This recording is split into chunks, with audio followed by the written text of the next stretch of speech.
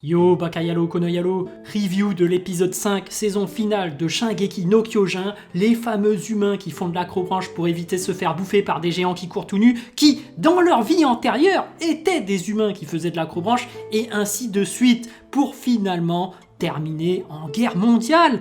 Oui, en guerre mondiale. Ça y est, c'est officiel. Comme dirait le président des Mars, Willy Tybur, le descendant ultime des Tybur, le représentant direct du héros légendaire des Mars, nous sommes en guerre. Nous sommes en guerre.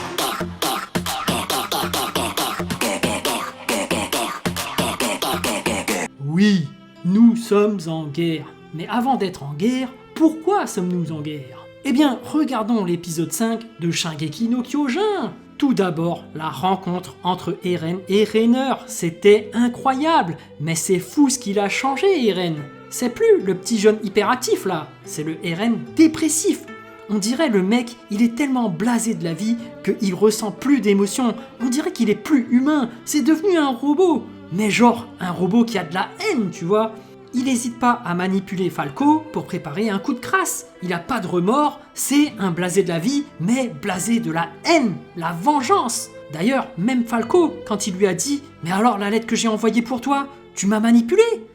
Et Ren, lui, il continue à lui parler comme si de rien n'était. « Bon ben voilà, je t'ai utilisé, mais c'est la vie. » Alors que non, c'est pas la vie. Le pauvre Falco, tu l'as trompé, t'as brisé sa confiance, le mec c'était un innocent plein de générosité, et toi t'es un enfoiré, bien que tu sois en mode blasé. Et de l'autre côté, t'as Reiner qui lui aussi est en mode dépressif, mais pas pour la même raison. C'est pas la haine ou la vengeance qui l'anime, non. Le mec est tourmenté par la culpabilité. Le mec, il a pas la conscience tranquille. Il repense au passé, à la mort de Marcel. Pourquoi l'autre il s'est pendu ? Ah oui, en fait, il attendait un bourreau qui vienne le tuer. Il a des pensées morbides. D'ailleurs, c'est comme ça que commence l'épisode, avec un flashback, avec toutes ces réflexions vis-à-vis de la culpabilité. Reiner, il est complètement rongé par la culpabilité qu'il songe à se suicider. Le mec, tous les jours, il est en souffrance. La vie, c'est une véritable torture pour lui. Il subit un martyre. Et là, quand il voit Eren, tout d'abord, il contient ses émotions. Il est complètement paralysé par la peur. Et t'as Eren qui lui met des coups de pression. Assieds-toi, on va discuter. Mais c'est pas des coups de pression en mode vénère. C'est chelou ces coups de pression. C'est en mode dépressif et en même temps avec une intention hostile. Tu sais pas ce qu'il recherche finalement. Est-ce qu'il va péter un câble ? Est-ce qu'il est calme ? C'est vachement psychologique. Le Reiner, qui au fond de lui, qui souffre, qui ne trouve pas la paix intérieure, il recherche le pardon, la rédemption ou je sais pas. Le mec, il peut plus se supporter lui-même. Il sait plus qui il est, il a plus de repères, il en peut plus, il est au bout du rouleau. Mais il sait qu'en face de lui, il a un mec déter, comme lui à l'époque quand il voulait tout détruire. Il sait que devant lui, le mec, il s'arrêtera pas. Il est venu pour faire son truc et il va le faire. Et il lui pose quand même la question. Au fait, pourquoi t'es venu ? Et Eren, toujours aussi froid et aussi juste dans ses paroles, il lui répond tout simplement « je suis venu faire comme toi quand t'es venu chez nous. » Aïe aïe aïe. Et puis Eren, il continue, coup de pression en mode dépressif. Au fait, pourquoi ma mère, elle a été dévorée ?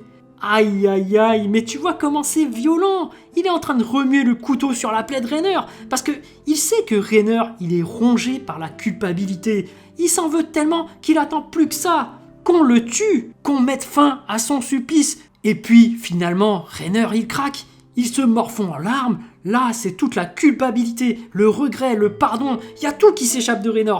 C'est la confession ultime. Tout ça qu'il gardait au fond de lui, il l'extériorise. Et ça, c'est ouf, parce qu'il se morfond en larmes, il supplie carrément Eren de le tuer. Ah, mais c'est dur pour lui, parce que la mort, de son point de vue, est moins douloureuse que de rester en vie. Et puis, finalement, Eren qui lui tend la main et qui lui dit « Finalement, on est pareil ». Eren lui pardonne. Ah là là, je m'y attendais pas du tout. Et en même temps, je m'attendais à rien. Je savais pas du tout comment il allait réagir, Eren. Mais je m'attendais pas à ce qu'il lui pardonne. Je m'attendais à ce qu'il le laisse s'autodétruire par la culpabilité ou quelque chose comme ça. Ah putain, c'était exceptionnel cet épisode de SNK. Cette confrontation mentale entre Eren et Reiner, c'était un truc de malade. Et ce qui est encore plus fort, c'est qu'il y a un parallélisme. Eren, lui, voit son futur Reiner qui a quand même agi et tout détruit et qui se morfond de culpabilité. Et Eren est prêt à prendre les risques. Il est quand même prêt à tout détruire malgré tout ça. Et ce qui est fort aussi, c'est le petit Falco qui regarde ça. Aïe aïe aïe, c'est dur hein. Bon, ensuite, l'épisode était sympa. Il y a le grand discours de Willy Tybur. Le mec, c'est Hercule Satan de Dragon Ball. Il a sorti les marionnettes, c'est bon, c'est lui qui a tué Cell, quoi. Et ça, c'est étrange, parce que quand Willy parle, tout le monde le croit, tout le monde le vénère. Et pourtant, c'est un Eldien, mais tout le monde l'aime. C'est comme Hercule Satan, c'est un gros escroc, il fait genre « j'ai vaincu Cell, maintenant j'ai vaincu Boo, ah oui ok, donc tout le monde le croit. » Et tout le monde l'admire, mais en fait c'est un gros charlatan. Et puis ensuite, t'as aussi le passage avec Pic et le frère de Marcel, je sais plus comment il s'appelle, ils se sont fait piéger par un mec. Et à un moment donné, t'as Pic qui fait « Eh mais je vous aurais pas déjà croisé quelque part ?» Et là je me suis dit « Non, c'est pas Armin quand même !» Moi, j'ai pas vu les scans. Je me suis dit, non, c'est pas possible. Armin, normalement, il est tout petit. C'est un petit gringalet pleurnichard, ça peut pas être lui. Et après, j'ai commencé à réfléchir et je me suis dit, ah ouais, mais en fait, c'est le titan colossal. Donc, vu que c'est le titan colossal et qu'il est grand, peut-être que Armin, du coup, il a grandi d'un coup. Tu vois, c'est comme Pic, c'est le titan 4 pattes, donc elle est tout le temps à 4 pattes. Ou c'est comme Sig, tu vois, c'est un singe, donc il est poilu du cul. Donc il est obligé de trouver un moyen spécial pour se torcher le derche, tu vois. Non mais, trêve de plaisanterie, la fin, aïe aïe aïe, Willy Tybur qui dit « Nous sommes en guerre ». Nous sommes en guerre. Oui, nous sommes en guerre. Et réaction immédiate, Eren qui se transforme et boum, il détruit le bâtiment et il balance Tybur dans les airs. Aïe aïe aïe. La mise en scène, la violence de l'action, pouh, quel épisode de dingue. Là, franchement, je sais plus quoi dire. La fin, elle m'a laissé sans voix. Truc de ouf. Là, j'ai besoin d'une semaine pour m'en remettre. Mais la semaine prochaine, ça continue. Donc, faut s'accrocher. Putain, faut avoir le cœur solide. Aïe, aïe, aïe. L'épisode, il était juste exceptionnel.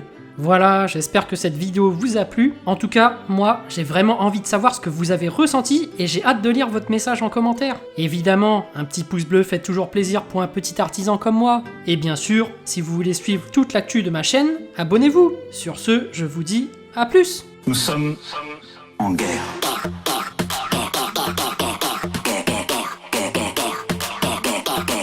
Nous sommes en guerre.